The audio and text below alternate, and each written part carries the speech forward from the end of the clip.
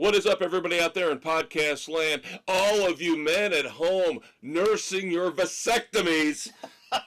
Yeah, we know how it works. You time it for this week.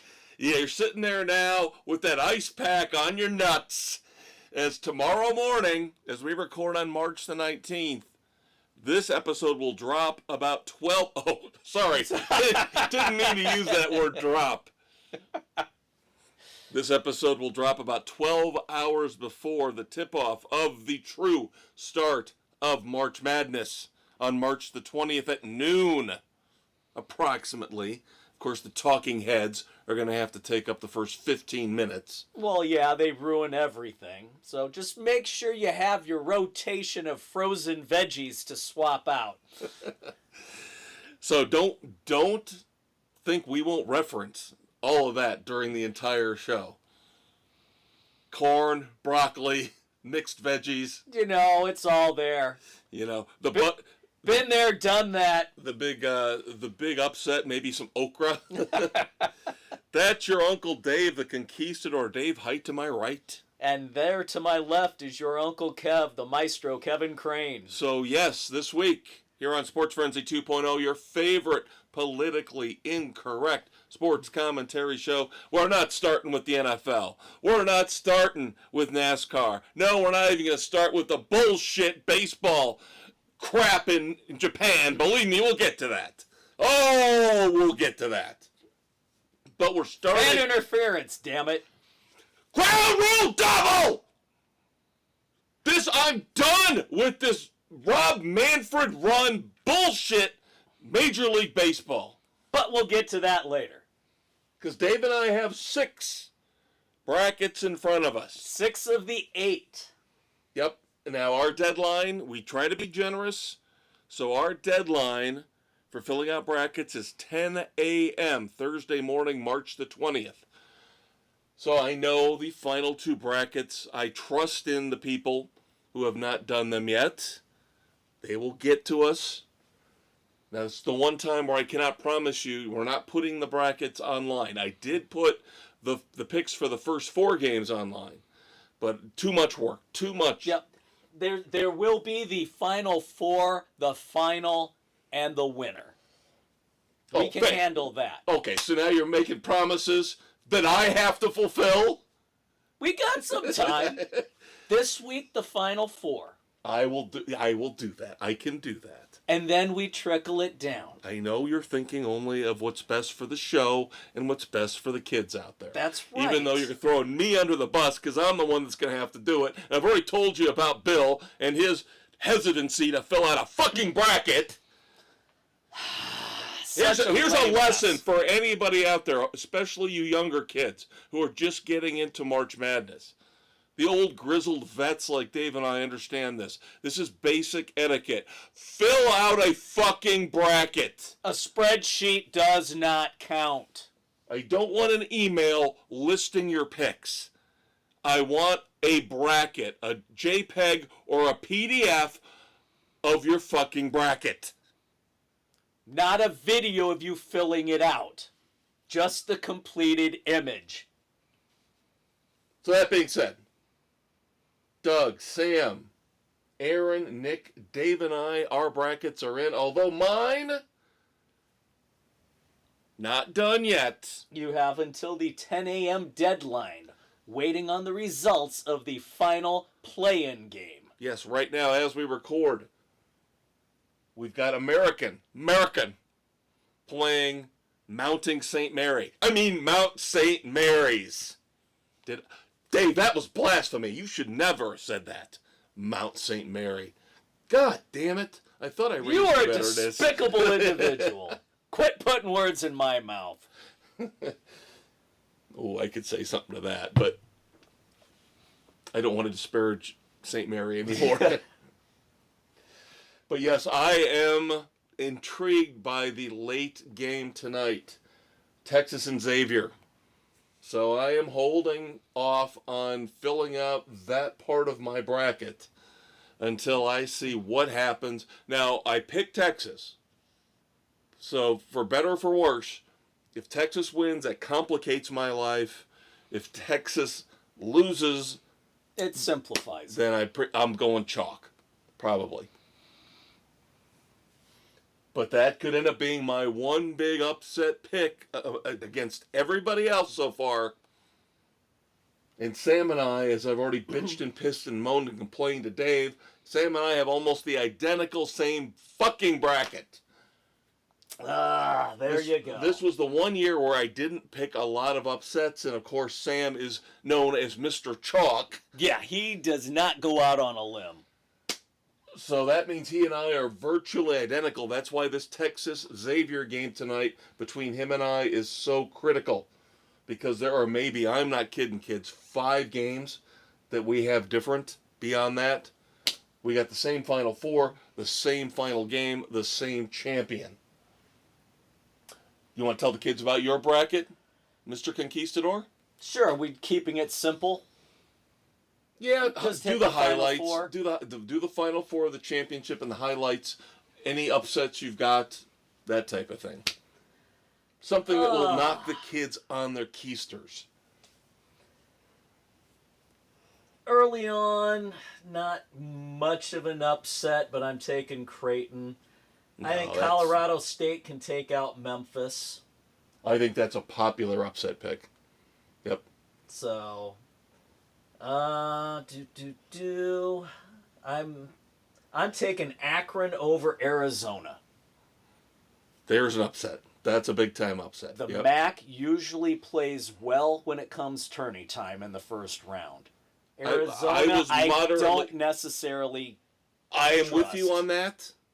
I was moderately tempted on that because I think Duke, and we've got a lot of conspiracy theories to discuss throughout the entire show, especially at the end, about how this whole bracket thing was set up.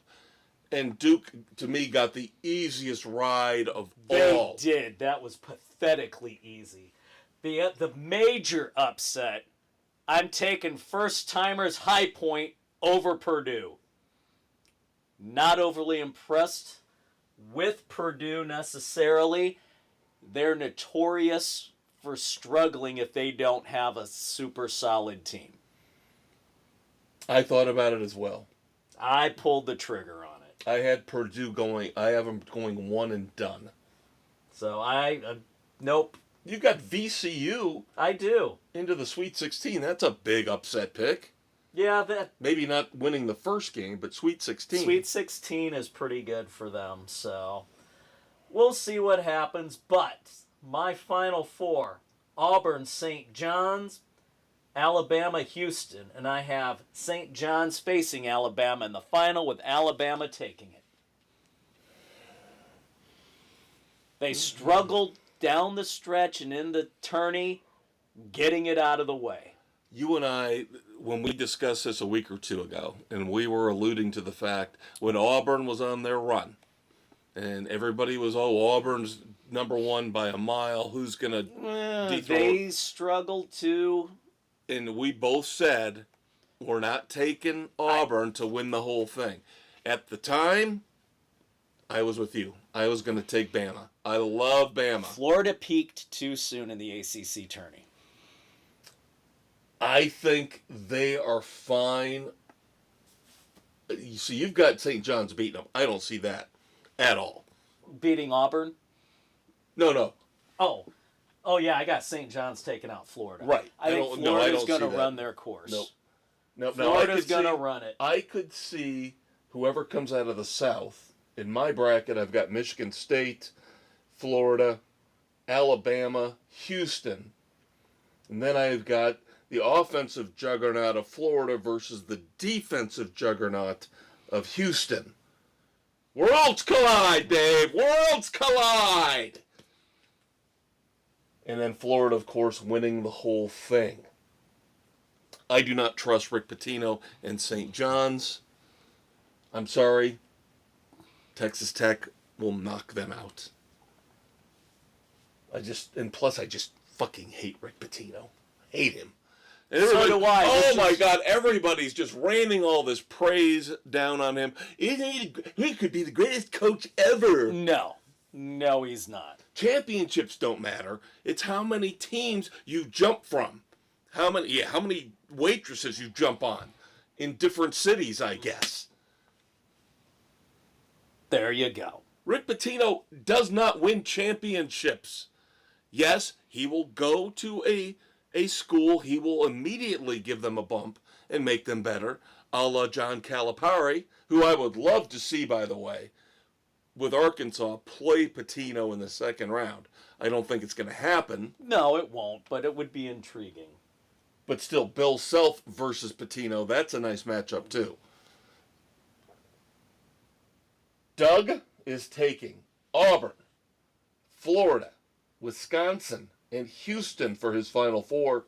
He's got Auburn versus Houston. Houston winning the whole shooting match.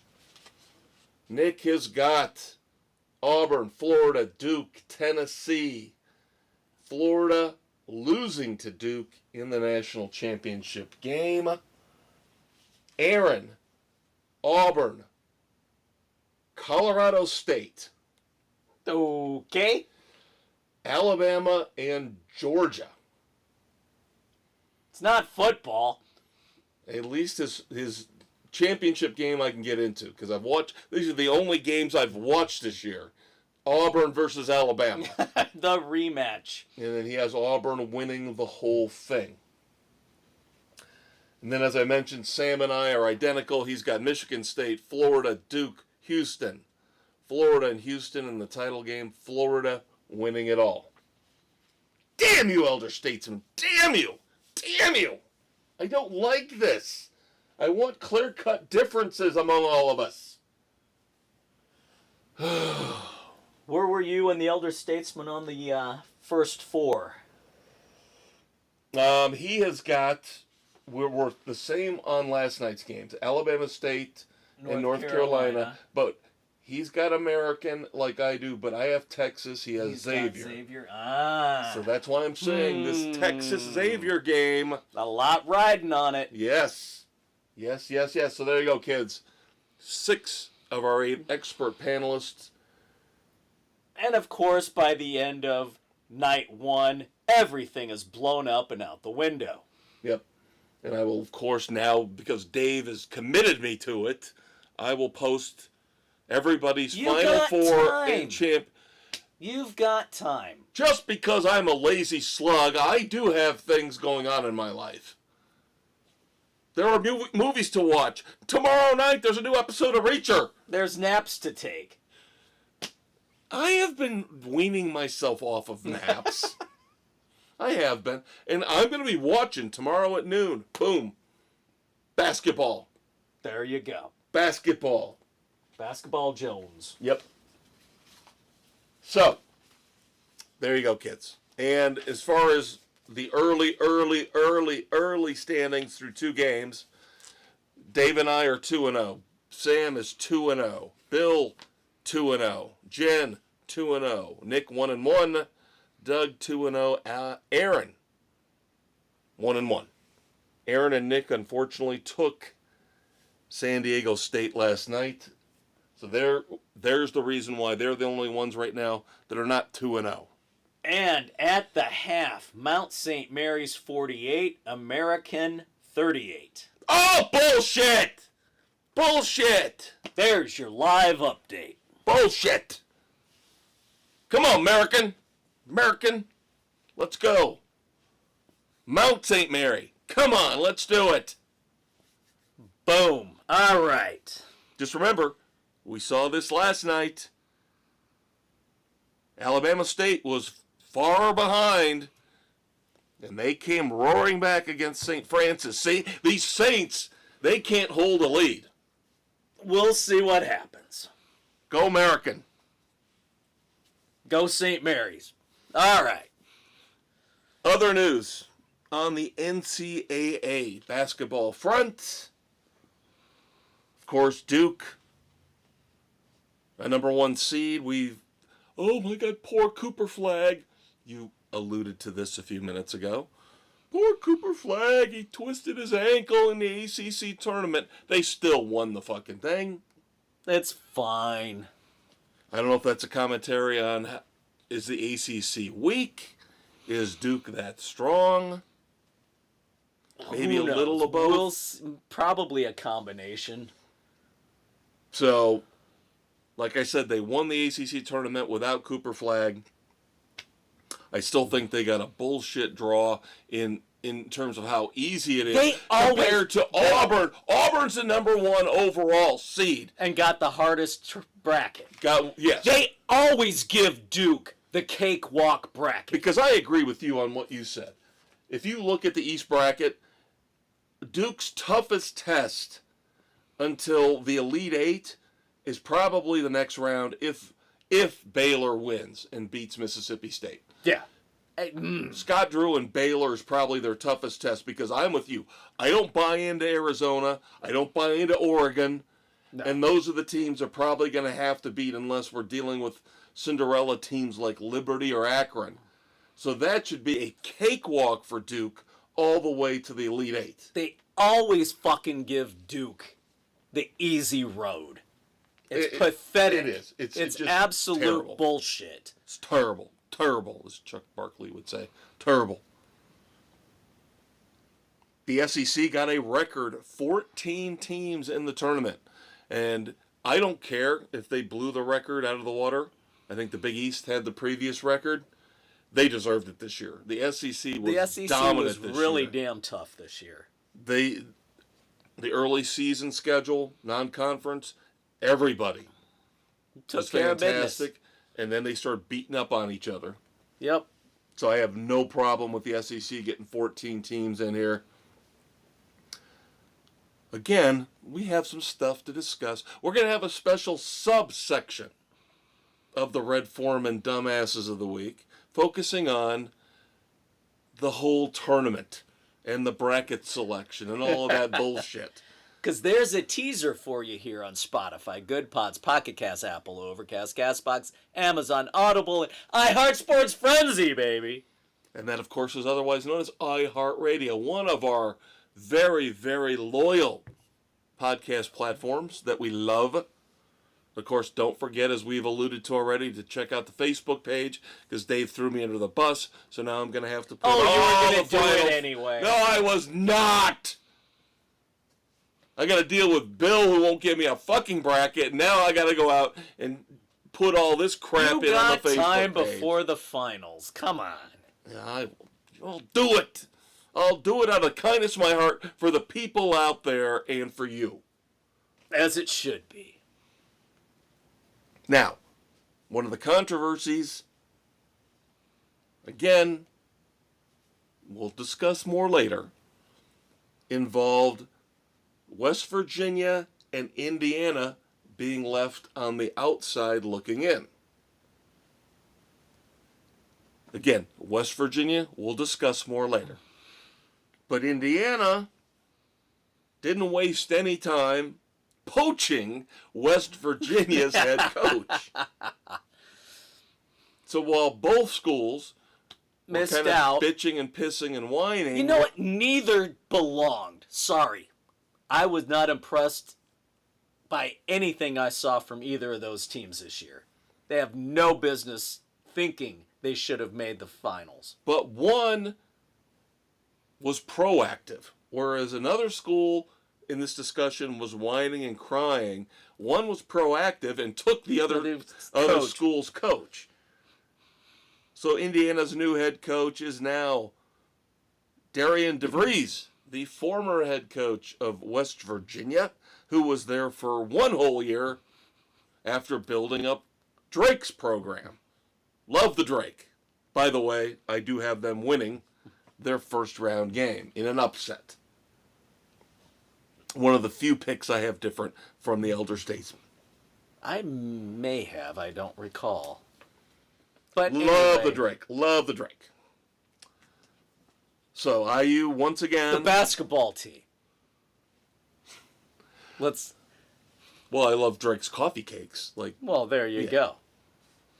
Of course, Seinfeld reference. Of course. Of course. Can't go an entire show without doing a Seinfeld reference.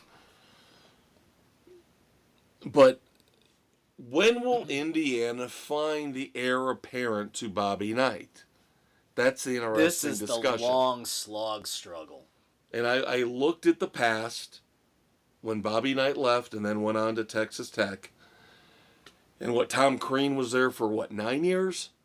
Yeah, Which I did not think he was there that long. Trying to save the program from the shambles that Kelvin fucking Sampson left behind. Ugh. Who I, of course, had in my championship game with Houston. But it's just, Indiana is a prestige program.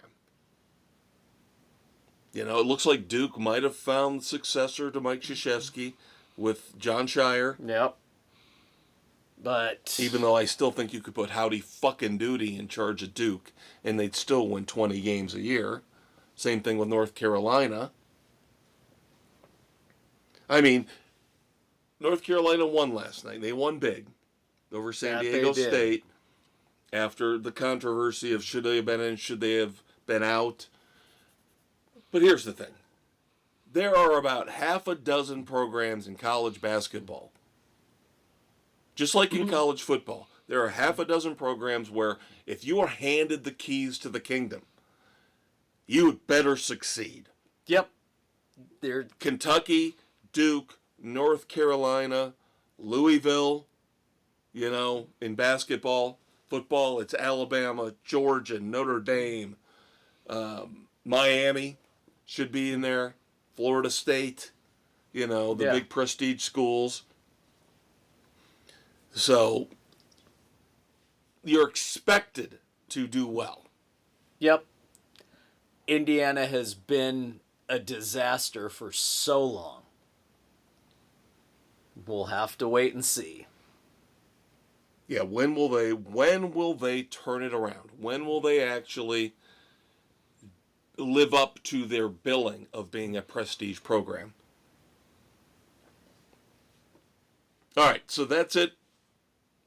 Once again, last thing, I will whine and cry for the last time. Dave has decided to force me into posting all the Final Four and championship picks. You're welcome, kids. Those will be out on the Facebook page in the coming weeks. Before No, I will have them out there tomorrow night, Thursday night. If I have the brackets, I have the picks. I will give them to the kids tomorrow night. All right. Thank you so much for planning out my life in every detail. It's easy to do while you're watching the game. Shut up! Shush! Shush! You're just in a good mood because your wife let you go to a hockey game last night on her birthday. Thinking you're the luckiest, happiest, best husband in the world. So you throw your best friend under the bus. Isn't that how it's supposed to go? No. We're moving on to the NFL. Now, of course, things have settled down here in the NFL after the free agency frenzy. So, not as many signings to report. Nope, things have cooled down a little bit. But the Bengals did keep up their promise. Yeah, they opened the purse strings. And again, as Dave and I said, if they had done this at least with Jamar Chase a couple weeks ago, they would have saved themselves $20 million. Yep, easily. But because they waited, and then we saw the whole thing with Myles Garrett and Max Crosby, it cost the Bengals more money. And we know they don't like to spend. They had to give Jamar Chase the highest per year average for any non-quarterback, and they did. Yep, they actually lived up to their promise. 4 years, $161 million for Jamar Chase, $112 million guaranteed. But then they said, no, we're fine. We're not done yet. T. Higgins, they had him on the franchise tag. They said, nope. We said to our fans, we're going to get this done. We're keeping the core together. 4 years, $115 million for T. Higgins.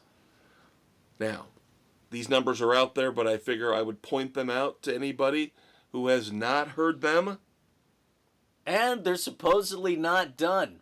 with Trey Hendrickson. With Trey Hendrickson, they're Well, trying to this get is a where I'm deal going done with this. there. This is where I'm going with this. Because now they have signed Jamar Chase. They have signed T. Higgins. They've already locked up Joe Burrow. The 2025 cap hit for Burrow, Higgins, and Chase is $115.1 million. As of right now, the entire Cincinnati Bengals defense, $79 million. Oh, ouch. Everybody Wow. is joking that's going to be just like last year, where they're going to have to win 41-38 Yeah, every you game. better hope that offense starts clicking right off the bat. Al Golden's sitting there going, what the fuck did I do? Why did I leave Notre Dame? Why am I here with nobody to play? Ouch. This will be a true test for him Oof. as a defensive coordinator. Yeah. The other big signing of the week was Cooper Kupp going to Seattle. 3 years and $45 million. So now that team pretty much almost completely flips over. So who's throwing the ball to the receiver? Sam Darnold. Oh, that's right, Mr. Darnold. So now you, instead of having Geno Smith, DK Metcalf, Tyler Lockett, now you have Sam Darnold, Cooper Kupp, and Jackson Smith and Jigba. And I still think two very good running backs in Kenneth Walker and Zach Charbonnet. I like what they did. Because I don't think solid. Geno Smith takes you so far and no further. And the Raiders are going to find that out. Yes. Yeah, he can only do so much. And I think it was very unfair to judge Sam Darnold on those last two games. First time he'd ever been put in that position. Let the kid have a little bit of time to learn from the pressure, grow from the pressure. That, and they did not call the same kind of game in those last two that he played that they had the rest of the season. Well, now we shift to Minnesota, to the Vikings, because they have now committed to J.J. McCarthy. Yep. They said, see ya, Rodgers. Want nothing to do with you. And last week, it hadn't really become a thing at the time we were recording last week, but arguably the number one NFL insider is Adam Schefter. Now he can get a little salty, and he did get a little bit salty when it came to Aaron Rodgers later last week, Thursday, Friday, after we'd already dropped our podcast episode, where he was out there saying, what is the big deal? Make a decision, go to the team that you want to go to. There's 3 teams out there that are looking. Yeah. And then Aaron Rodgers is posting pictures of himself wrapped in a towel, looking all contemplative on a beach somewhere. Yeah. Whatever. Just go drink your ayahuasca in your dark cavern and go away. So initially, I was like, okay, Adam, calm down, give him a little bit of time. Now we're a week in. Done. Steelers players want nothing to do with them. So you don't want to. We're not kissing your ass to recruit you to come here. Either you want to play for the Steelers or you don't. Yeah. Yeah, because somebody asked one of the defensive players, yeah, you're a great recruiter. What's your recruiting pitch? And he said, Pittsburgh Steelers. That's it. Play for us or not. Yeah. I love that mentality. Beautiful. And that is one of the few organizations in football where you can say that. And they set themselves up. They brought Mason Rudolph back in. Yeah, I knew you loved that when I heard that. They're going to be fine with or with. They'll be better off without Rodgers. Any team at this point in his career will be better off without Rodgers. You know what? Now this is going to sound completely ridiculous coming from me because I don't like the guy. But just let's have a little bit of continuity. Bring back Russell Wilson. Yeah, why not? And if he sucks, then you put in Mason Rudolph. That's There what you you go. brought Mason Rudolph back for, right? Yeah. Save the money. Open up your options for next year. If you want to draft the quarterback in the second or third round. And what the hell is Wilson going to do? Who's he deciding among? Yeah. He's already worked with Pickens. Yeah. So he's already worked with Metcalf. Yeah. In Seattle. He's worked with both receivers. Right. So what the hell? I don't know why people are fawning all over Aaron Rodgers. And again, this is why it feeds washed his ego. And I'm hearing people today going, "Oh, this was a big body blow to his ego." That Minnesota said, "We don't want him anymore." They never wanted him to begin with. I think it's absolute bullshit. He's eating this up. He knows he's got fallback positions. Yeah, it's called retirement. Get the hell out of the league, you dumbass. Everybody's sick of your bullshit. I would prefer he go away. Russell Wilson go back to Pittsburgh. Let Jameis Winston go to the Giants. I'm hearing a lot of people, a lot of Giants fans saying, "Hell yeah, this is what we want." We don't Some want fun for Rodgers. a year. Draft a quarterback. Put Jameis in for a year. It'll be fun. It'll be exciting. We might stumble into 5 or 6 wins. There you go. Why do you want to put up with the prima donna and the drama that he brings with him? So Dave's already mentioned Mason Rudolph. A lot of backup quarterback news. So Mason Rudolph back to the Steelers on a 2-year deal. Mac Jones leaves Jacksonville, goes to the 49ers on a 2-year deal. Very smart on his part. Yeah, he's going to learn a lot under Shanahan. Just like Sam Darnold did. Yep. Gardner Minshew, another smart move. Gonna back up Patrick Mahomes. Yep. 1-year deal with the Chiefs. Kyle Allen to Detroit. Okay. Cooper Rush leaves Dallas and will back up Lamar Jackson. A 2-year deal with the Baltimore Ravens. Who opened up the fucking pocketbook. It's very important to have a good, solid backup quarterback. Yeah. I'm still worried about that with the Bears. Sorry, Tyson Bagent, but... And there's still a Jury's chance. still out. We could still get a Joe Flacco. We could still get a Carson Wentz. We did get... I don't want Carson fucking Wentz. But I'm just saying, there are options still There are out there. options. I will take Bagent over Wentz. We did get a third receiver. Poaching Olamide Zacchaeus from the Washington Commanders. I kind of like that one. I kind That's of not like that bad. sign. I like it. And I heard they're still looking for another receiver out there on the free agent market. And of course, rumors are still out there about the Bears liking a particular running back out of Boise State. I think where the Bears are sitting they will get... They're going to have a starter coming out of the 10th They're either pick. getting Genty or they're getting the tackle to solidify the offensive line. Worst case disaster scenario, they lose out on both, then I trade back. Yeah. And pick you up can't more get assets. Either one, then you trade Yeah, back, because there's pick up another pick there's or two really good offensive tackles, and then there's Genty. But now you're hearing rumors about people are creaming their jeans about Jackson Dart as the third quarterback being drafted in the top 10. That will help the Bears. Yeah. That will push back Genty and those offensive tackles. Gives them a little bit of hope. All right, other transactions of note.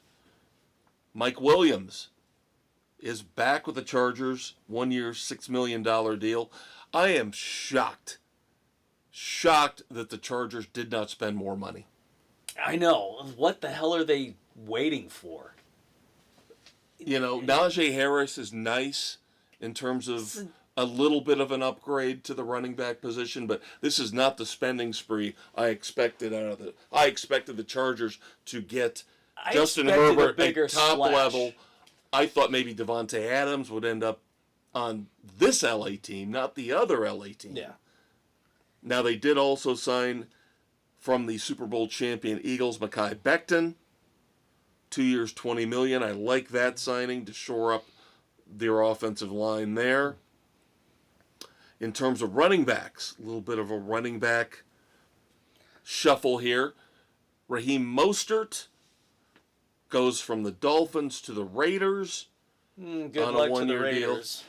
Now you guys got Alexander Madison in it. Like I said, this is like musical chairs. Shuffle. Yep. So you guys get Alexander Madison, who did play last year with the Raiders. Just a swap. And here we go. Here's another one. Miles Sanders signs with the Dallas Cowboys. And his former team, the Carolina Panthers, signed Rico Dowdle, who was with the Cowboys last year. Yep. I don't understand why the Musical Cowboys. backs. Why did the Cowboys let Rico Dowdle go? Because Jerry Jones is an idiot. The kid was just starting to come into his own, ran for 1,000 yards last year. So you're going to bring in Miles Sanders and Javonte Williams. Two subpar, borderline has-been, injury-plagued players. Oh, but they're named players. That's all Jerry cares about. The 49ers bring back fullback Kyle Juszczyk. Even though we went through all this drama, long-time 49er, and his wife's out there posting on Facebook about whatever. Hey, ladies, could you stay the hell off of Facebook and Twitter? We don't care about your comments about your husband's football careers. Kelly Stafford, nobody gives two shits. She is the worst. Cannot believe the Rams put up with that bullshit. I know. Ugh. When she did that, I thought for sure that meant Stafford was gone. And then the Niners decide, okay, they bring back Kyle Juszczyk. Not a bad payday for a fullback, 2 years, $8 million. That works. But then they trade their backup running back, Jordan Mason, to the Vikings. And they give him a 2-year, $7 million guaranteed deal. It's a nice pickup for Minnesota. Yep. And then, of course, we always have to be setting records. So now we've got the record for the highest paid defensive back in history, as the Texans give cornerback Derek Stingley Jr. 3 years, $90 million per year, highest paid, again, defensive back in NFL history.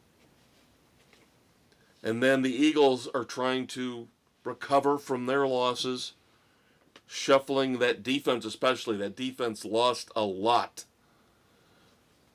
Brandon Graham retired, so they had to go out and sign from their division rival, the Giants, Azeez Ojulari. Gets a 1-year, $4 million deal. Stop gap and prove it. So there you go, kids. There are your signings of note. We're still waiting again on Aaron Rodgers. We're waiting on Russell Wilson. All these second-tier quarterbacks. Blah, blah, blah, blah, blah. I don't want to do it, but I guess we have to. I guess we have to talk about baseball. Yes. It is that time. And boy, have I got a lot of grievances to air already about the Chicago Cubs and baseball in general.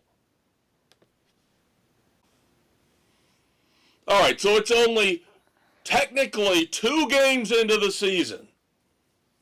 No, I will not rant and rave about the bullshit of playing in Japan against the Dodgers. I've got plenty of other shit to rant about with the Cubs. Like their offense picked up right where it left off for the last 2 years? I don't understand. Is it the analytics geeks doing this? It's not council, because this is the same bullshit under David Ross. This was the same bullshit at the end of Joe Madden's reign. This team, I don't know if it's Hoyer and how he's put this team together, but they don't hit the ball. Not even close. And I am shocked. I'm not exonerating Craig Counsell, but I am shocked he did not mix the lineup up as opposed to what they ended the year with last year. He's still, we got to put Ian Happ number one, because Ian Happ's the greatest player ever on the face of the earth. PCA should have been leading off. PCA is your leadoff hitter. He's buried again deep in the lineup. There's no reason for it. You want a guy who gets on base and can steal, who has the speed. Go fuck the analytic geeks. You want the prototypical speedster at the top of the order. This is going to be my rant. After watching a big chunk of both of these games with the Cubs and the Dodgers, thank God, number one, for DVR. Because as Dave loves to point out, I got nothing better to do. I still am not getting up at 6 in the morning to watch baseball. But here's the thing. This is not the game I grew up with. This, and I'm not just talking about the Cubs, I'm talking about baseball in general. Yeah. This is not the game I grew up with. This is not the game I loved more than football as a kid. Now football is king. We can go into all the reasons why that's the case. Number one being the salary cap. Yeah, hard cap, hard floor. And by the way, A.J. Przinsky's an asshat. And not because I know he hates the Cubs. I don't care about that. But they had him on right after the second game this morning. And he was on Breakfast Ball. And he's talking about, I'm tired of people whining about the Dodgers. Why don't you just spend more money then? That's not the answer, AJ. That's not even close to the fucking answer. That's a knee-jerk, asshat reaction. Because if we did that in football, Dallas would spend more than everybody else. In baseball, he said it because it doesn't fucking matter how much you spend in baseball. But no, you're going to defend him, and I'm telling you. I'm just saying where he's coming from on that. I don't agree with the spend more money. I know where he's coming from. That's not the fucking answer. The fucking answer is to put in a hard cap and a hard floor, but you have a fucking pussy as your fucking overseer.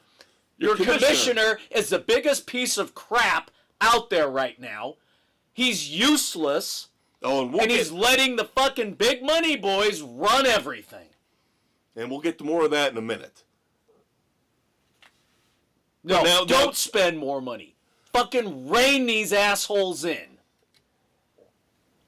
So the two games between the Cubs and the Dodgers. Dave's already made the point about the Cubs offense. And it's atrocious. It's been atrocious now for going on 8 years. And again, it's got to be the front office. They're bringing in the wrong type of player. They're not, the analytics geeks are not letting them learn how to play the game properly. Get a fucking hitting coach who knows what the hell he's doing. So the Cubs swept by the Dodgers in Japan. Here's another example, though. On top of the fact that the Cubs offense was atrocious. Here's another example of why baseball is dying on the vine.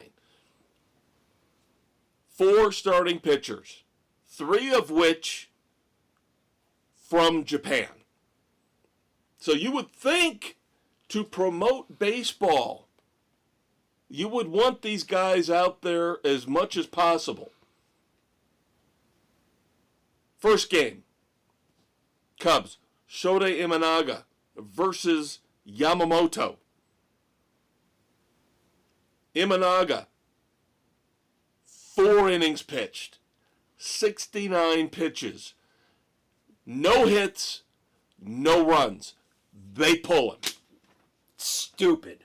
Yamamoto was the Iron Man of the two-game series.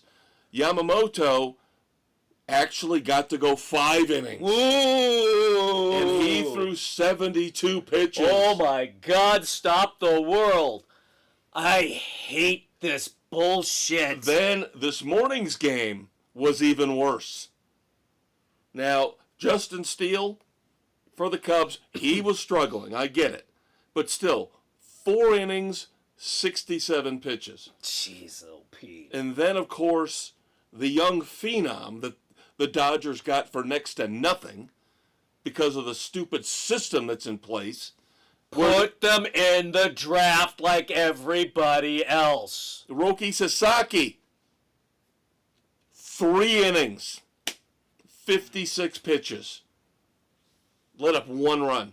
He let up 1 run. Dumb beyond belief. Why would I watch this bullshit? Nobody cares at this point. This unappealing, unappetizing bullshit.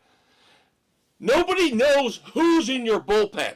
And I'm telling you, next thing they're going to do, they're going to expand the rosters so you can have even more guys in the bullpen so you can shorten the time even more for these starting pitchers. Why would you pay them? Then why would you pay them? Then you don't pay them. That's the problem with baseball. You're paying these guys more to do less. Does that sound familiar? Wait, you mean like the NBA? There you go. There you go. We crossed a threshold in the NBA. We have now crossed a threshold in Major League Baseball where you've overpaid these people and they're going to tell you, fuck you, I'm doing less for more. And there's nothing you can do about it. You've opened that box. And then, of course, they had to do everything they possibly could to promote Shohei Ohtani. Oh, the poster boy. Of course, I was hoping somebody would ask, I wonder if he put a bet on the game today. Oh, no, not the golden boy. He didn't have anything to do with that. Bullshit. But then they had to give him, in today's game, to give him a home run. It was not a home run. What are we doing with replay in these sports if you look at the replay and you still don't get the fucking call right? It was obvious a fan reached over and touched the ball. It was not a home run. Is it fan interference supposed to be an automatic out? It ain't a home run, I'll tell you that. Fan interference is supposed to be an automatic out if it impacts the defender making a play. Now, and that wasn't the case. The defender did not have a play on the ball, but it should have been a ground rule double. Because there's no way in hell that should have ever been ruled a home run. God bless him. He's an obnoxious asshat, but I love him more than I love Danny fucking Freak Boy Parkins.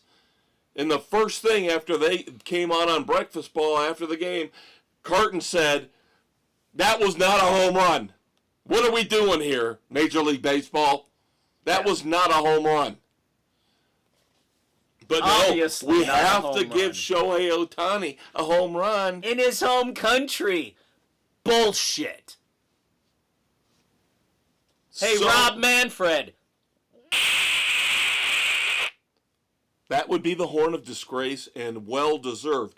And now we'll get away from the Cubs and the Dodgers, and we'll still continue to rip on Major League Baseball. And by the way, one last thing. Just to point out how pathetic the Cubs are. Yes, the Dodgers are a juggernaut. Best team money can buy. Cubs fans, you do realize that they beat us twice easily without Mookie Betts, who was out with an illness both games, and Freddie Freeman was out both games with a rib injury. And they still beat our ass. Okay? Just digest that. Maybe all of baseball should digest that. but particularly the fucking idiotic Chicago Cubs. I'm already done with them. The only guy who looked like he knew what he was doing at the plate was Dansby Swanson. The only guy. Ian Happ. I'm back on the Ian Happ hate bandwagon. Just like last year. Oh, he had an RBI single. Big fucking whoop-de-doo. I hate him. Oh, Birdie went 3 for 3 in game 1 after committing an atrocious error. Do you know how many weak infield singles we had? I know, it was pathetic. I think we had 11 hits in the 2 games, and I would swear to you at least 4 or 5 were weak little dribblers in the infield that guys ran out. I have to say, Coomer made a great point about Shaw's first major league hit. It should have been an error. That was an error. That's a routine play. It was play. in the pitcher's glove. Yeah. And it popped out. That's an error. It's not a hit. No, Swanson was the only guy who was hitting the ball consistently hard. Oh, so the great Kyle Tucker, our wonderful, again, he had an RBI single. That was it. Lottie freaking da. And again, typical Cubs, no home runs. No power. No. Who has been saying, Dave, for the last 3 months, the Cubs needed Anthony Santander, somebody who can hit 40 home runs. I don't care if he only hits 230. He's got the menace. He's got the potential to crank the ball out of the park at any moment. We do not have that again this year. You got a lot of, they have the potential to hit 20 to 25. Potential. Whoop-de-frickin-do. And that, again, your analytics geeks are telling everybody, Ian Happ's so valuable. No, he's not. Seiya Suzuki embarrassed himself. He sucks. He embarrassed himself. He is pathetically Remember, bad. kids, this was his home country, too. And while everybody was going, Shohei Ohtani's so wonderful, Seiya Suzuki was an embarrassment. Okay, I promise we're done. I got a couple weeks before I have to go through all this again when the real regular season starts. When they face the Diamondbacks. Then, of course, next week I will have, along with my brother from another mother, all our season predictions, our week 1 picks. Week 1 picks are due. So, yeah, this is the busiest time of the year in Sports Frenzy. Brackets and NASCAR and baseball, oh my! But we're not done ripping on baseball and Rob Manfred just yet. Oh no, stay tuned for the final segment. No. Oh no, we're coming on. No, we do have some in the final segment, some more baseball. But it tears at my heart because I do have a little bit of Florida blood in me. I do. Now, I think the Marlins are an absolute disgrace, an embarrassment, but I kind of love the Rays. They've always been scrappy and plucky, and they've always tried to be smart. Yeah, but they have crappy ownership, too. And they don't spend money. That's because they have crappy ownership. And the latest example of crappy ownership, we've been talking about this now for the last 3 or 4 months, and now it's official. The stadium plan that they have been touting has officially been scrapped. Yep, they pulled out of any money they were going to throw into it, which of course means Tampa isn't going to put any money to it. So now nobody knows what the future of the Tampa Bay Rays are past 2025. This year they're playing at the New York Yankees minor league stadium, their spring training stadium. Nobody knows what's going to happen beyond that. Are they going to fix the Tropicana Dome? What is somebody going to come in and buy them? Are they moving? What the hell's going to happen to the Rays? Damn good question. I hear Nashville's looking for a team. Yeah, if I was you, I'd be worried. Because it's potential. Wasn't Tampa the original home for... Yeah. For your White Sox? Reinsdorf was holding them Chicago hostage. Reinsdorf's a douchebag. If the Rays would move to Nashville, that opens up the Tampa market again. They're not going to put any money into it. It's just move the Rays. You move them to Nashville, that's fine. Move them back to Montreal and turn them back into the Expos. Put them in a new city.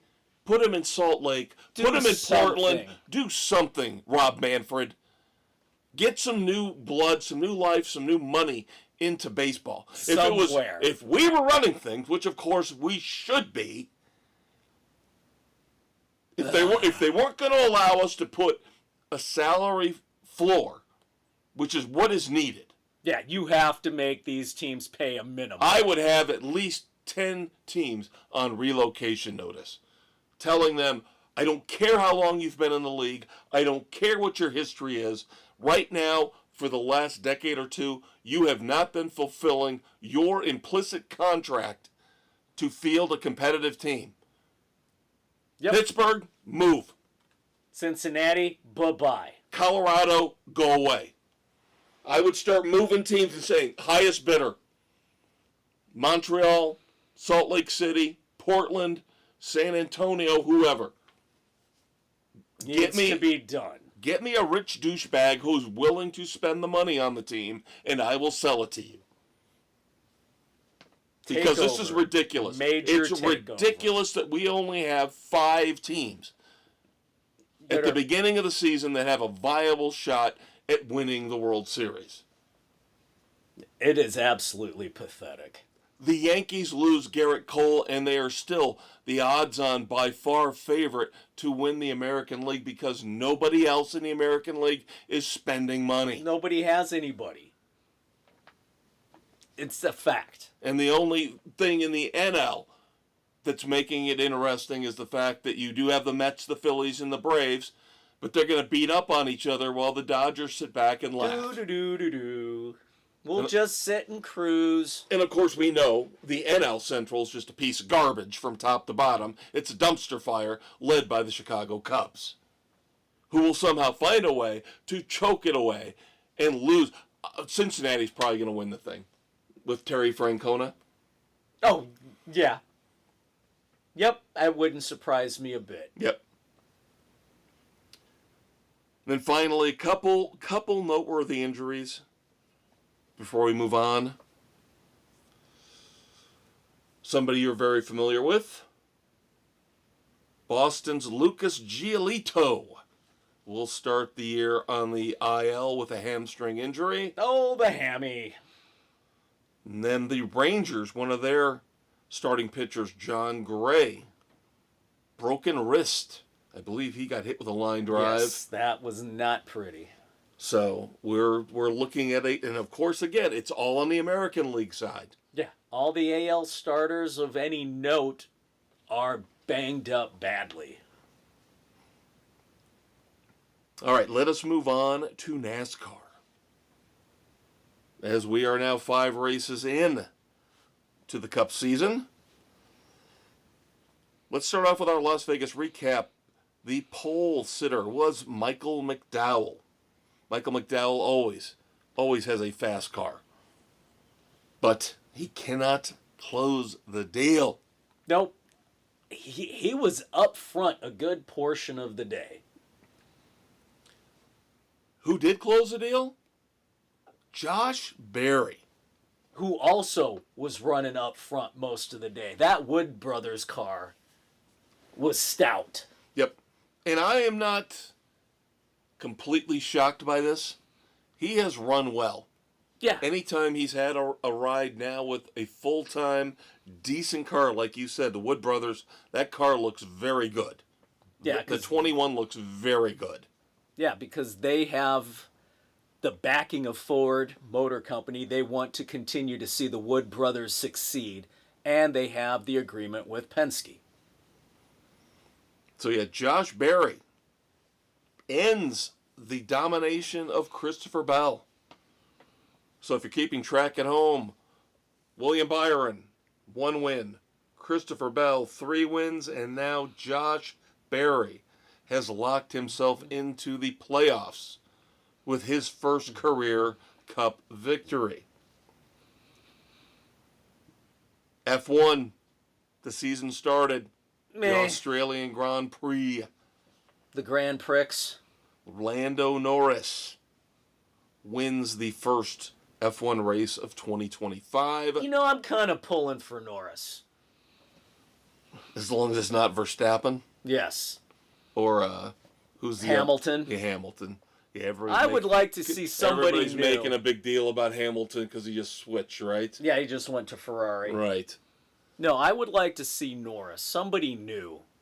He's a scrappy little driver. And then jumping back to NASCAR for just a second. Rumors. We always love to discuss NASCAR rumors. And over the last handful of years, NASCAR, they just can't sit still. We got to keep changing the schedule. We've got to keep moving to different tracks in different countries. No, you really don't. Well, now it sounds like they want to go back up to Canada. Back to Montreal. Circuit Gilles Villeneuve. Where I believe the Xfinity cars used to run. They are talking about bringing them back in 2026 with a possible Cup race in 2027. I thought we hated Canada now. They boo the national anthem! And now we're going to go take the most American sport, NASCAR, and go up there? We'll see what the tariffs do. And of course, not one of these goddamn drivers would have the balls to flip off the crowd when they're booing the national anthem. Where's Tony Stewart? Where's Jimmy Spencer? Tony Stewart probably flip him off and walk out. Good times. And that leads us to our picks for race 6 in America. Homestead, Miami. We thought we might get dissension this week. Nope. Nope. Nope, nope, Nope. nope. Nope, nope, nope, nope, nope. Race 6 of the Cup season. This Sunday, March the 23rd, the Straight Talk Wireless 400. Now, this is the first time in quite a while where we've had the Homestead Miami race early in the year. Yes, usually it's in the fall. So this is why I kind of thought we'd get a little bit of a dissension. Because this is not a playoff race where the playoff drivers usually get preferential treatment. Right. Among those last 3 or 4 races in the playoffs in October and November. Yeah. But, yeah. Yep, 4 of the 8 of us. 4 of the 8 of us. The old guard, the cable access frenzy boys, you, me, the elder statesman, along with Doug, we are going with Christopher Bell, the hot driver at the start of the season, who runs well at Miami Homestead. Yes, he does. Yes, he does. And as well as he's running to start the year, you gotta take him. Yep. Yeah, I just didn't see any other driver that jumped out at me where I was like, oh, yeah. That guy. To. No. Nope. This has been a very bizarre start. Not bad, but a bizarre start to the 2025 season. Yeah, what, you and I are been in agreement on 5 out of 6? Yeah, and that could end up being a difference maker in that I had Logano at Daytona and got that extra stage point. So we'll see what happens with that down the road. Could be very interesting. But of course, Mississippi has 2 wins. Right. So all bets are off there. Right. But you and I are looking very, very good for those bonus points at the end of the regular season. Yes. So Christopher Bell again for Dave, Kev, Sam, and Doug. We've got Bill taking William Byron, Jen taking Kyle Larson. Nick's got Denny Hamlin, and Aaron has Ryan Blaney. So you can see not a lot going on here in terms of people going out on a limb for crazy, nutsy, cuckoo picks. Not until I get a win. But here's I got the to thing. get locked in. This cannot last. This cannot hold because you only get to pick these drivers 3 times. Yep. So it's at some going to point, break. I've looked at the schedule, and I know there's going to be 3 or 4 tracks where I'm going to have to pick somebody I'm probably not 100% comfortable with. And there's still a number out there where we know we're going to have the same pick. Yes. Oh, yeah. At least another 4 or 5 tracks. Yeah. Because keep in mind, Nick took Denny Hamlin this week. You and I haven't taken Slow Denny at all yet. No, we year. have not. So because we know the 3 places we're going to take him. Yep. So there will be, again, 4 or 5 tracks minimum where, yes, things will break apart. But for right now, you've just got the cream it's risen to the top. You've got these half dozen drivers who have dominated early on. You gotta pick the top. You gotta pick the hot drivers. Yep. What, Haley Deegan? She's running? No. The future next Mrs. Crane? Oh, Haley. You know I'm rooting for you. Oh, boy. Yeah, I'm rooting for you in some nice red lingerie. Hey. Oh, okay. I guess we'll move on. Yes. Haley and I will meet up later on the internet. Or Yeah, never mind. I'll take off the filter on my Google search. The Google image search. And then I'll get all these pictures of somebody photoshopping Haley Deegan's face on other... Yes. Yeah. On porn star bodies. How dare you do that to my future wife? How dare you? All right. We talked about, of course, college basketball, but we have to talk about the pros as much as Dave hates it. Did you hear PK Subban going off on NBA players? No, Former hockey. NHL player. Hockey. Talking about how the 4-Nation tournament for hockey. Right. The players fully bought in. He said it's a mindset. NHL players, they play for their teammates. And in this, they played for their country. They decided, we're doing this, we're all in. It doesn't matter. And hockey fans can expect their best players to be out there and putting it all on the line. There's a difference between being hurt and being injured. Hockey players always play hurt. When it's crunch time, they play injured. How many guys through the Stanley Cup playoffs and the Cups are playing on torn ACLs that you've heard throughout? Or whatever, fractures. They gut it out. NBA, he pointed out, load management. Where are you?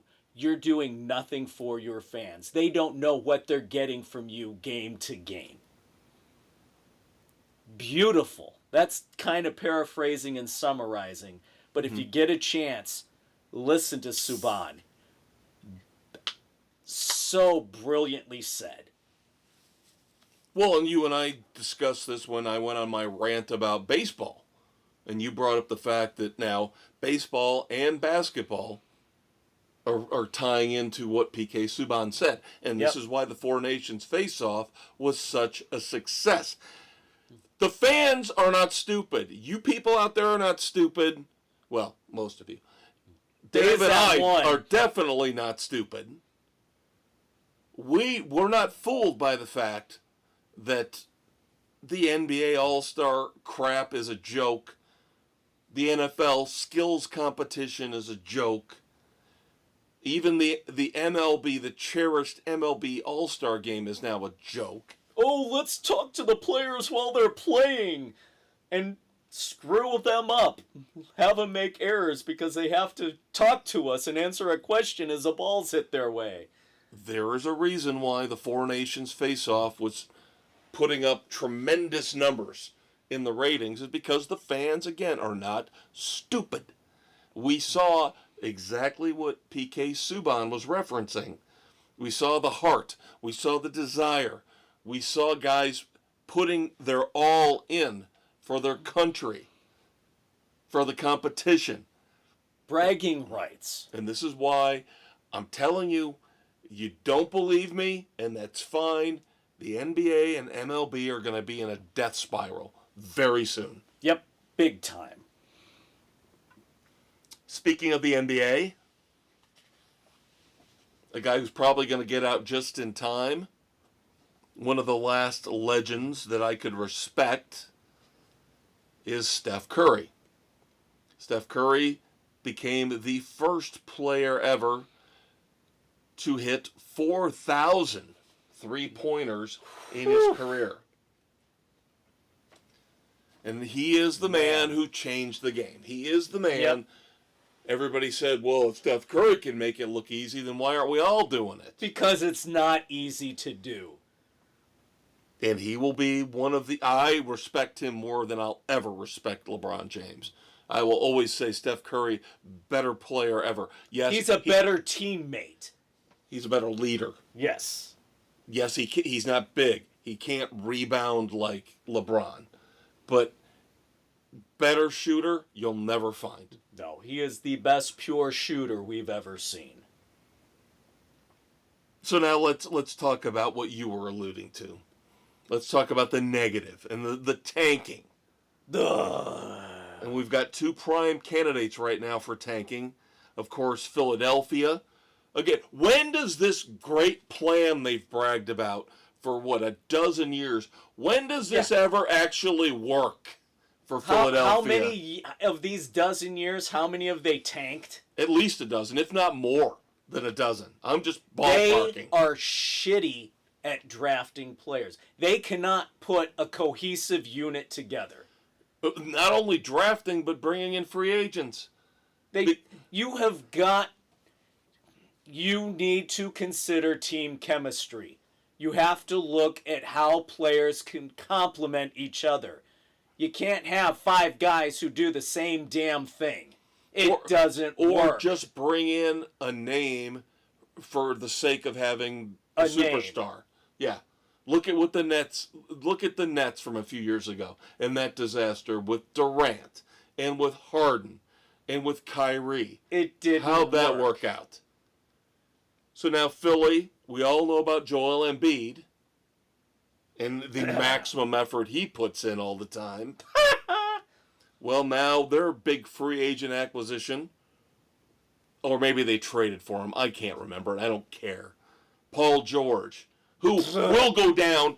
If he goes in the Hall of Fame, that's bullshit. That's the equivalent of Todd Helton getting in the baseball Hall of Fame. Paul George is useless. What the fuck has Paul George ever done? Nothing. He puts up mediocre numbers, and he goes from port to port to port to port. And the teams never win more than, they get in the first round of the playoffs, and then they bow out. He is not a good player. So Philly's obviously tanking now, as they've written off their top 2 players, Joel Embiid and Paul George. And now, while I see ESPN putting out stories about the fight of his life, Greg Popovich, you realize Greg Popovich is old? You realize this, and I meant to bring this up in basketball, in college basketball, but I didn't want a harsh or upbeat vibe. I'm about fucking sick of the Dick Vitale crap. Oh my God. Oh, I overcame cancer for the 47th time, and I'm breaking down in tears on TV. It's manipulative bullshit. bullshit. Just okay? stop. And he doesn't sound good. No, he should have been done 5 years ago. I'm sorry. But they keep feeding into this and feeding into this. They keep bringing him out to try and bolster the ratings. Stop. Give the man some respect. I just don't want the melodrama anymore. No, we don't need it. Okay, you beat cancer the first time. Great. You beat cancer the second time. Thumbs up. The fourth, fifth, eighth time, it's played out. Okay? There are plenty of other normal people out Who there are going through the same thing you are. You're not special. I'm sorry. Exactly how I feel too. And I'm tired of it. So now we got to focus on Greg Popovich in the fight of his life. Greg Popovich has lived a full life. I'm sorry, if he were to die tomorrow, it ain't that big of a deal. A kid who dies at 20 from leukemia, that's a big deal. A young father who has a heart attack at 40, that's a big deal. Greg Popovich in his 70s dying is not a big deal. That's called natural life. A full life that he led. So let's not act like it's some kind of tragedy that Greg Popovich all of a sudden is in ill health. It happens. But by the way, it's very funny how the Spurs always seem to tank at just the right time. Yeah, isn't it? Under the Greg Popovich regime. Because they already have Victor Wembanyama, right? Yep. Arguably the greatest prospect of the last 5 years. But he's out for the year. Yep, right? blood clot. And now this new stud they just picked up from Sacramento, De'Aaron Fox. Oh, he's got to have surgery on his pinky finger. He's done for the year. So now all of a sudden he dislocated his pinky. Tape it up. I don't know if it's broken or if it's probably broken. Tape it up. No, because now they can get into the lottery again. Remember this happened decades ago. Yeah, I know. With David Robinson. And then they Tim somehow Duncan. lucked into getting the number one pick and got Tim Duncan. And the rest is history. Don't tell me that they're not looking at this happening again. Because now the Spurs will get into the draft lottery. The Spurs get the number one. It's fucking rigged. Philadelphia is going to be in the draft lottery again. I'm telling you, this is why people, the morons of the world, sorry if you're NBA fans, but the morons of the world buy into this shit and think it's legit. It's not. You're being manipulated. Now, Dave, before we get to hockey, I don't want to spoil your story for everybody. But before we get into hockey, I do want to mention, where were you last night? Just tell me where you were. Just the. I was in Chicago. No. At the United Center. Okay. So Dave was at the United Center last night. I am wondering if he actually looked up at the rafters. Because our unofficial 9th member of the Sports Frenzy panel, Jamie, and I were at the game.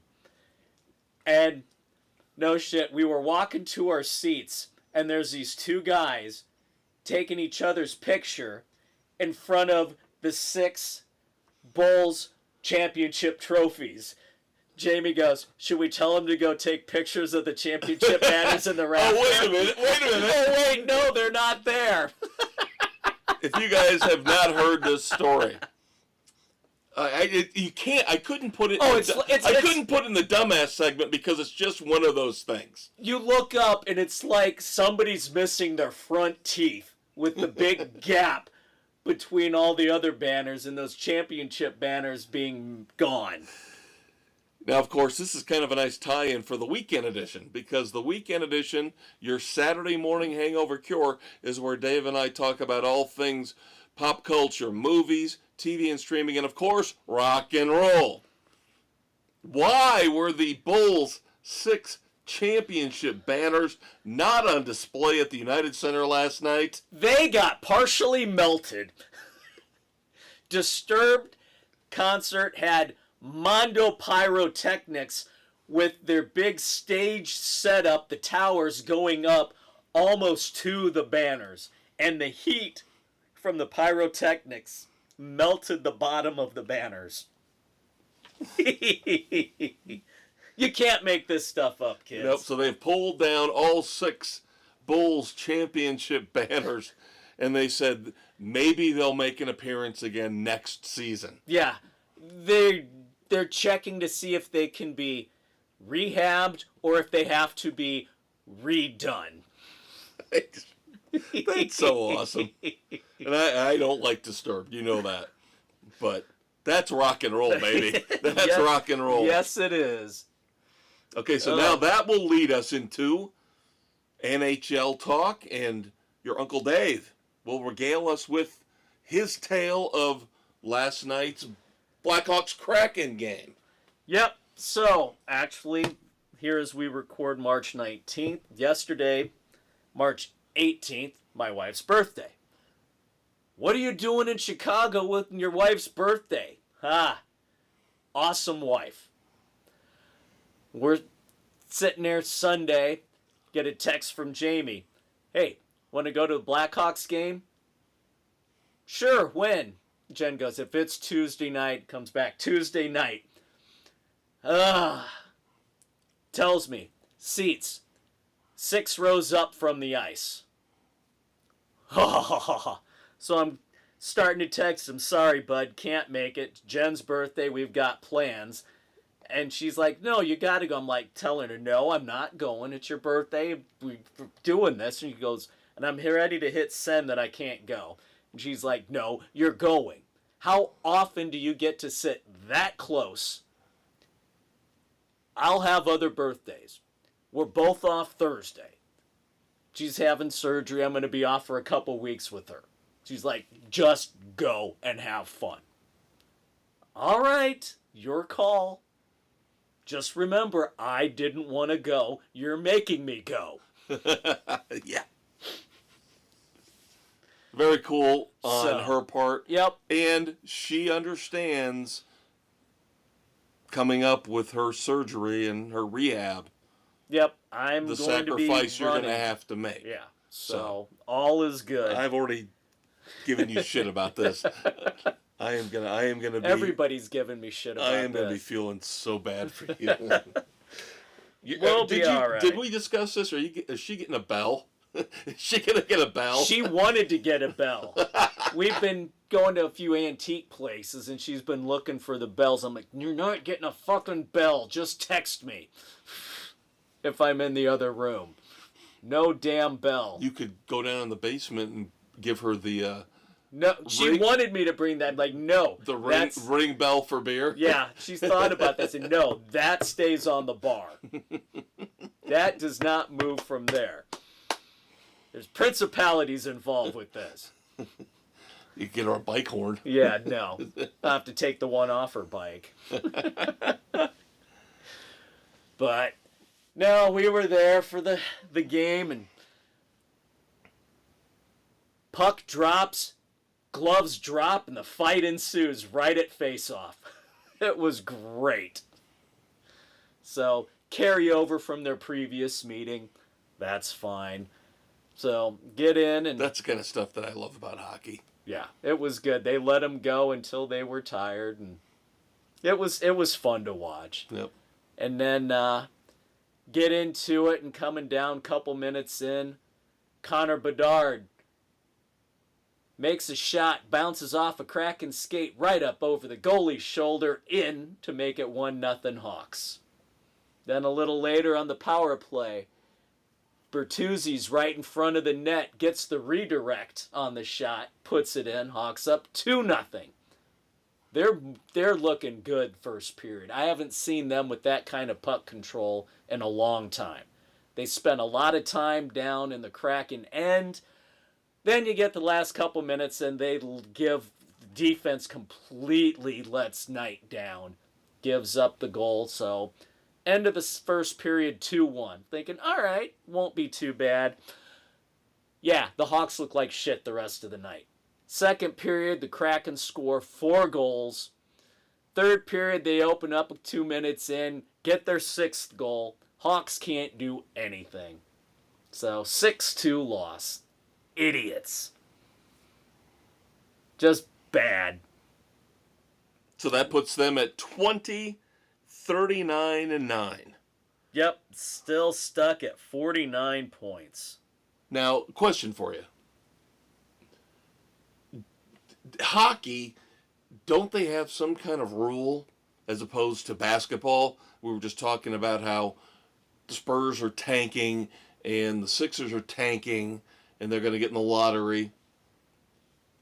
Doesn't the NHL have some kind of rule where San Jose, who's obviously, again, the worst team, and the Blackhawks, unfortunately, going to be the second worst, where you're not allowed for so many years in a row? There's something... I know baseball has that.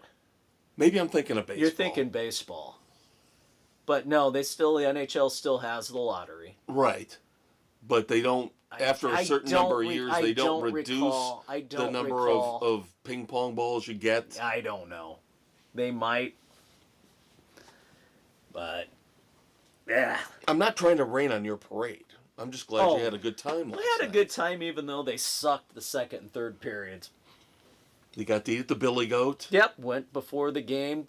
Frickin' game night, because it's a Tuesday. Goose Island Brewery was closed, because they're closed on Mondays and Tuesdays, even though there's a big game going on. So we got down to the Billy Goat in time, got our food, got a seat at the bar, and like 15 minutes later the place was packed. So we set ourselves up. Timing is everything. Well, I'm glad you had a good time. It was good, overall. So, we move on to miscellaneous sports news. Mark Gastineau. Remember Mark Gastineau? Yes, of the Jets, Jets. One of their nasty defensive linemen. Up along with Joe Klicko. He is suing ESPN for $25 million because of their release of remember the viral video at this convention where he approached Brett Favre? Yeah. And got all in Brett Favre's face because, rightfully so, Brett Favre with that pussy ass fall down to give Michael Strahan the all-time sack record. Yeah, that was bad. Which has since been tied by T.J. Watt. But Gastineau says, I'm done. I'm suing ESPN. They had no right to show that. They did not show the fact that he and led up to it. Or what happened afterwards where they actually shook hands and walked away. Yeah, they didn't put everything in context. Right. Shocking that ESPN would do that. No. Comcast, I still don't get this. Dave and I are not Olympics guys. Never have been, never will be. Nope, don't really care. Comcast paid here recently $3 billion. $3 billion for the rights to the 2034 Winter Olympics and the 2036 Summer Olympics. Why? Nobody cares anymore. Maybe this is just us. Maybe we're outcasts. Maybe we're outliers. I don't know anybody who watches them consistently. I know. I don't either. You might pick up one, maybe two events. Maybe. I'll watch the bobsled. That's about it. I don't care. Yeah. I mean, especially now when it's all professionals doing everything. Right. It was more interesting before when it was all amateurs. You had the 1 year, the first year with the Dream Team, where everybody wanted to see, would we actually dominate? Yeah. And we did, and ever since then, everybody's like, oh, Whatever. Fuck Yep. it. No, don't care anymore. Well, I wish I had better news to report on the golf front. But the unofficial fifth major was this past weekend, the Players' Championship at Sawgrass. Gorgeous course, by the way, the island green and all that good stuff. Unfortunately, Rat Face won in the playoff. Yep, the playoff had to get pushed to Monday because of weather delays. But Rory McIlroy won a 3-hole playoff over J.J. Spawn on Monday. Spawn just needed a little bit extra on that last putt on Sunday. Just came up a couple inches short. Oh. And the sad thing is, the live golfers weren't there. This was not one of those where the majors will let the live golfers play. This is one that they wouldn't let. Yeah, live golfers were playing somewhere else, so you did not have the best of the best necessarily playing here at Sawgrass. All right, I've got a couple badasses, if I may indulge. Sure. And one of them is we need some positivity. Near and dear to my heart. The Savannah Bananas. They are so much fun. The pictures, this is one of those visual things where we can't do this justice on a podcast. But the Savannah Bananas sold out Raymond James Stadium, the home of the Tampa Bay Buccaneers. This is the Not draw. Surprising. This is the draw of Banana Ball. Yeah. They are so much fun. They are a phenomenon. Yes. And the pictures are just amazing to see. You see the they Buccaneer are the Harlem ship. Globetrotters of baseball. And you see that, the Buccaneer ship, and you're like, holy shit, they really did sell out Raymond James Stadium. So kudos to the Savannah Bananas. I believe that was also the first time they've ever played in an NFL stadium. Yep, they've got a couple more coming too. Yep. And then, just to shame my Cubs even more, my other Clint Eastwood badass of the week is the Hanshin Tigers. The Hanshin Tigers, of course, are a team over in Japan who embarrassed America. Embarrassed America badly. Because before the Cubs and the Dodgers squared off and the Cubs got embarrassed, the Hanshin Tigers decided to embarrass the Cubs and the Dodgers both, as they happened to play a game apiece against each of these American clubs and shut out both of them last weekend. Kudos to the Tigers. Yes. Very, very, I hate to say it, I will give credit where credit's due. Very, very cool. Yep. You know? I like that. Maybe we need to bring the Hanshin Tigers over, put them in the National League West. We can boot out the Rockies. Yeah, exactly. God. All right, so with that being said, we move on to moments of silence. Got a couple for you. And I remember this gentleman from when I was younger. And I didn't watch the NBA. I knew about the NBA. When I was growing up, there was an odd mix of teams that were good before we got the Lakers, Sixers, Celtics triumvirate in the early 80s that took over. Yeah.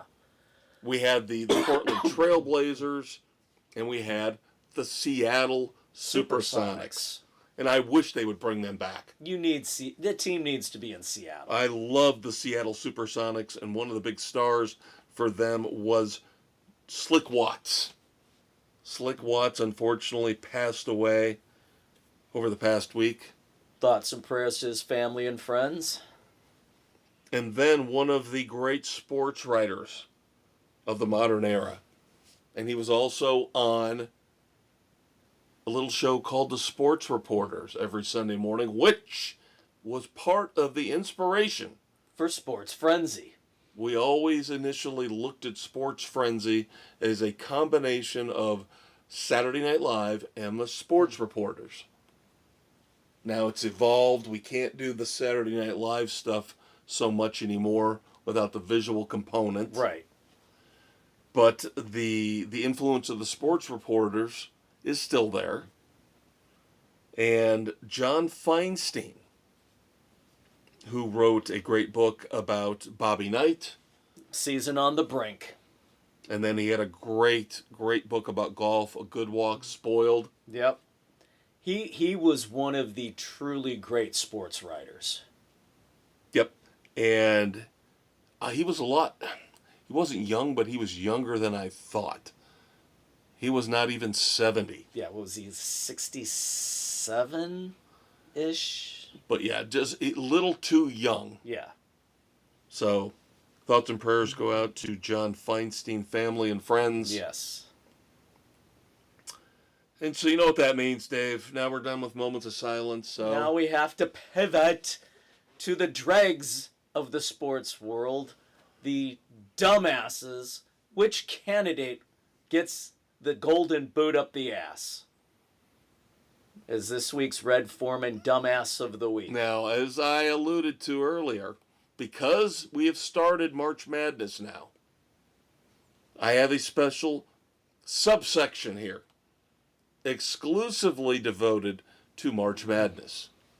But let's get the other stuff out of the way first. Now, I do have a baseball one. Another foreshadowing moment from earlier. I hate phony celebrities. Hate phony celebrities, especially when it comes to them rooting for sports teams. LeBron James comes to mind. He will put on whatever hat. Oh, I'm a Yankees fan. No, I'm a Cleveland Guardians fan. No, I'm a wherever city I'm in fan. Yeah. Loser. Yeah. Waiting for him to put on a Dodgers hat.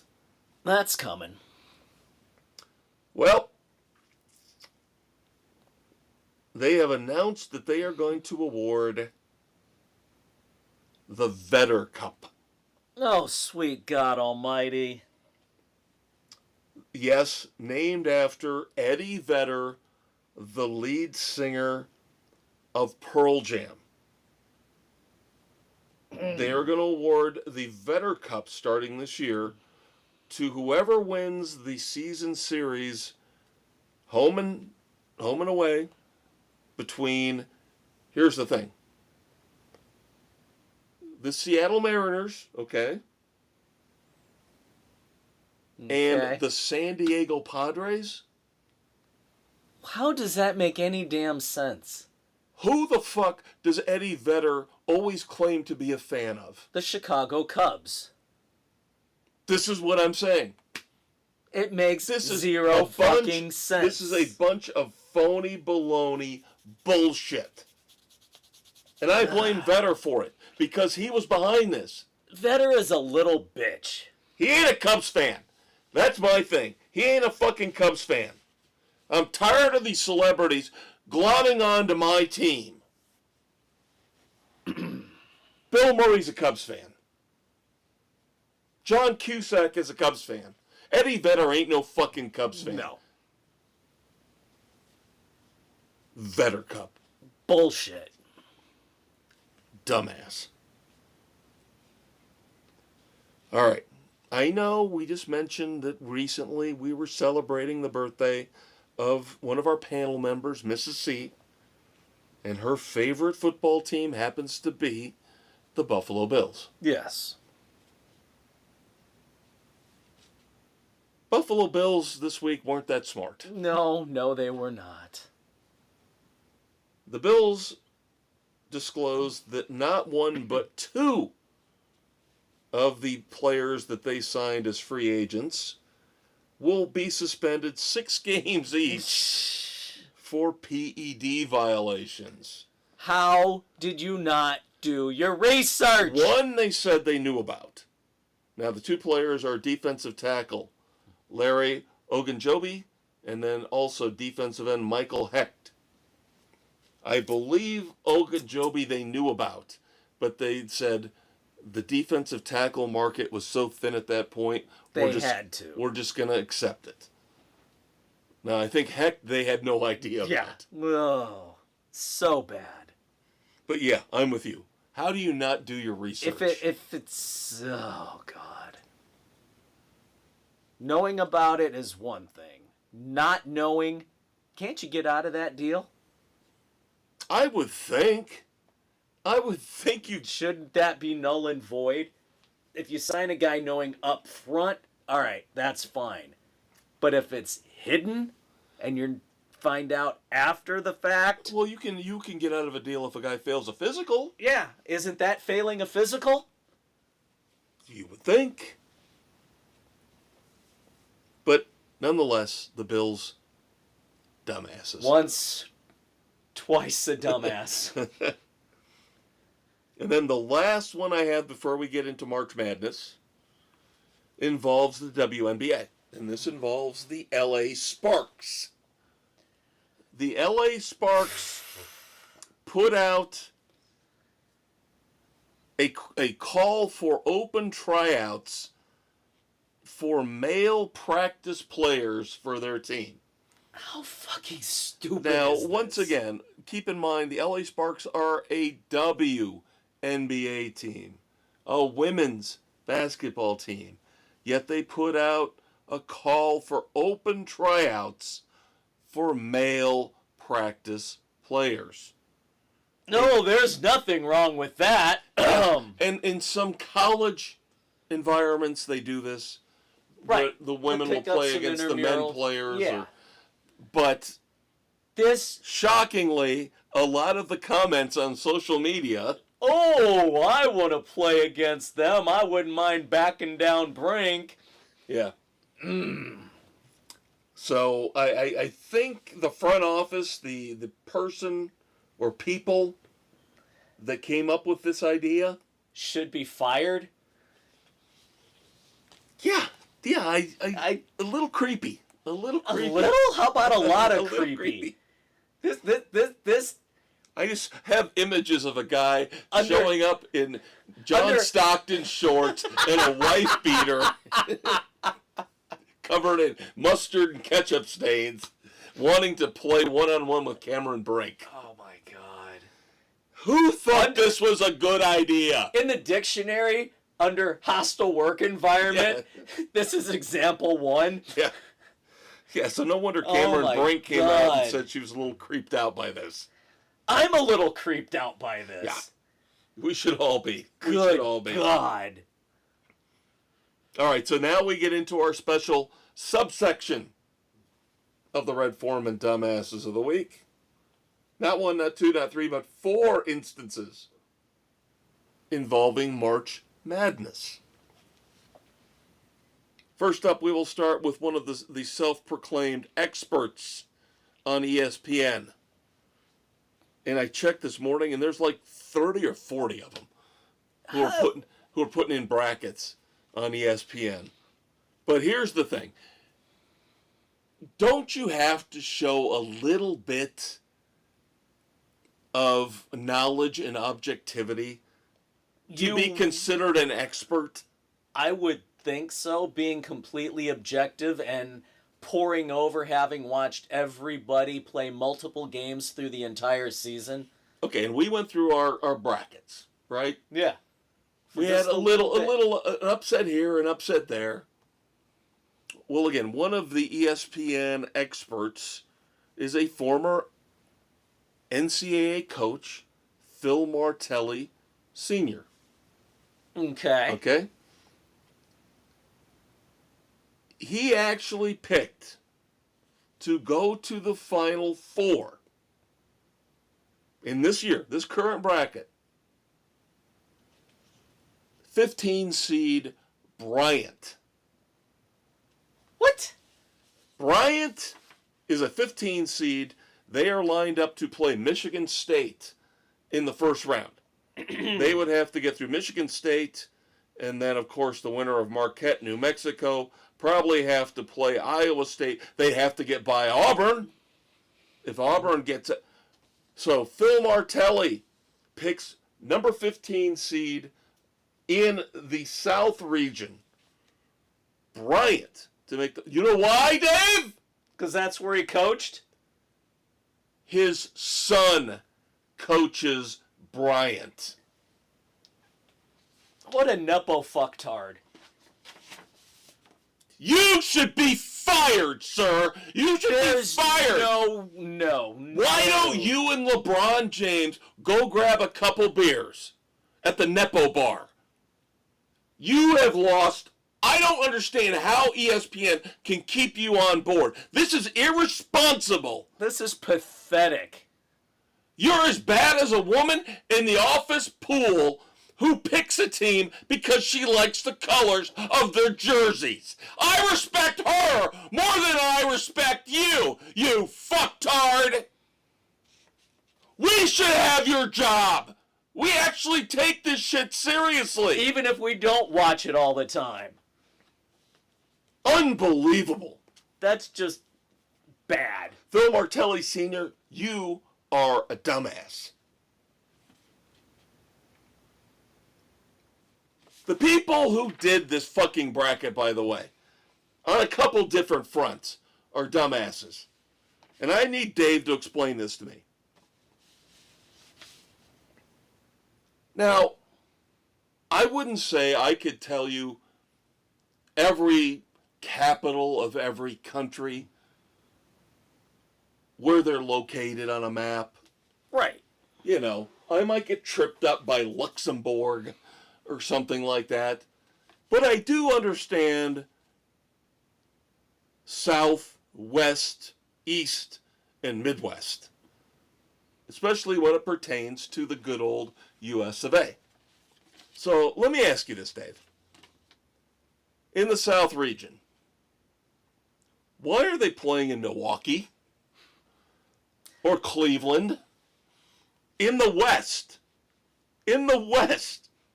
why are they playing in Providence, Rhode Island? Or Raleigh, North Carolina? In the East, why are they playing in Seattle and Denver?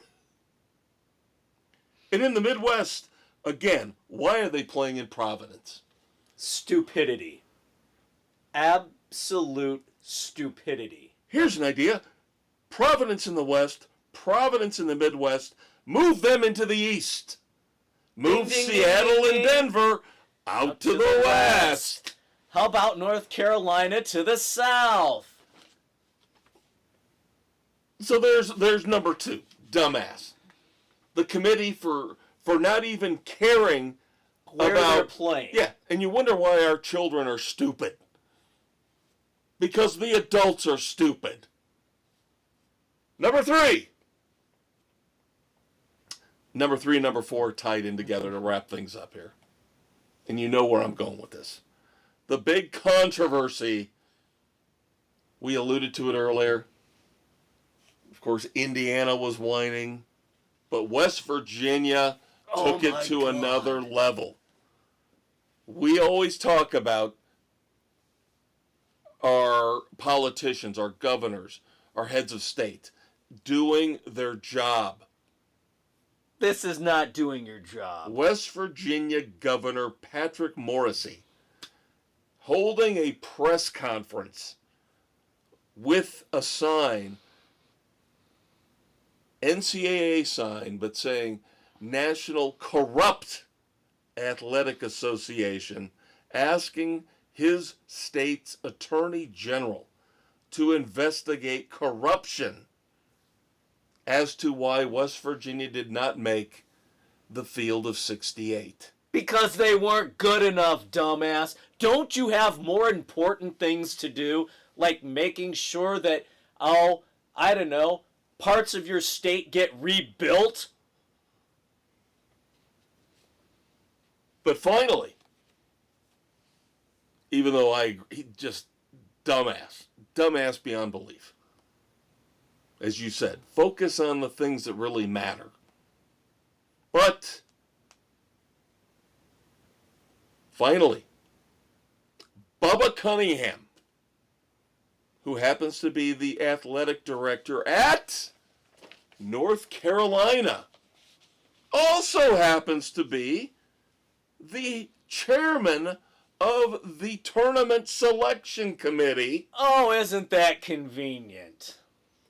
Oh, he recused himself when it came time to decide those final teams who were going to make the NCAA tournament. North Carolina 1-12, and I know they blew out San Diego State in their first 4 games, and now they're favored in their next game. But they were 1-12 against quad 1 teams. That means they did not beat anybody who was really good. No, they did not beat any of the ranked teams. But here's the worst part of this. This is the worst part. Okay, he makes it seem like he's so noble because he recused himself. Reports say that he gets, as athletic director, $100,000 bonus for North Carolina making the tournament. Oh my God, that is pathetically bad. That is awful. Well, maybe West Virginia's governor has a case after all. I was going to say, maybe the West Virginia governor went a little too far, but at the same time, he's got a point. So your nominees for this week's Red Foreman Dumbasses of the Week in Sports are the LA Sparks, the Vedder Cup, the Buffalo Bills, ESPN's Phil Martelli Sr., West Virginia's Governor Patrick Morrissey, the NCAA Tournament Committee for not knowing geography, and North Carolina Athletic Director Bubba Cunningham. God, I gotta go with the Sparks. That's just... Ugh. Creepy. Yes. I think you could tell by my reaction, I'm going with Phil Martelli. I cannot stand nepotism. And when it's blatant and it's backed up by your bosses, your corporate entity that you work for. Aren't you funny? We get it happens in Hollywood. You know? Yeah. It happens all the time in Hollywood. But this is clear cut. You are being asked to do something serious. Yes. And you're shirking your responsibility. Responsibly pick teams who you think are going to advance in the tournament bracket as an expert. And you pick your son's 15 seed team to go all the way to the Final Four because it's my son and I'm sticking up for my son. Idiot. Then here's what you do. You quit or be fired, and then you can go home and spend all the time supporting your son you want. There you go. Just don't do it as a professional basketball prognosticator. That's going to do it for Sports Frenzy 2.0. But the weekend edition, your Saturday morning hangover cure for your favorite politically incorrect pop culture commentary. That's right. Your Uncle Dave and I are not done. We'll be back. Saturday morning will include our latest updates on shows like Reacher and The White Lotus. We will review as we catch up on Dark Winds, the first season of that show on AMC. We have multiple movie reviews, Novocaine. Yep. And The Electric State on Netflix. We should have gone with a different one. And then, of course, doing a little bit of something different for our music segment, reviewing Heartbreakers Beach Party. Documentary about Tom Petty and the Heartbreakers. The late, great Tom Petty. So all that kind of crazy, fun stuff. Just what you need Saturday morning as you fry up the eggs and the bacon and the sausage to get over your disappointment from the night before. That's what we're going to be here for you for this coming Saturday morning. That's right. We But- hope you've enjoyed this little jaunt in sports And we'll do it again in 7 days. And in 7 days, we will discuss how your brackets are busted. As ours are probably going to be busted. Red line, red line, red line.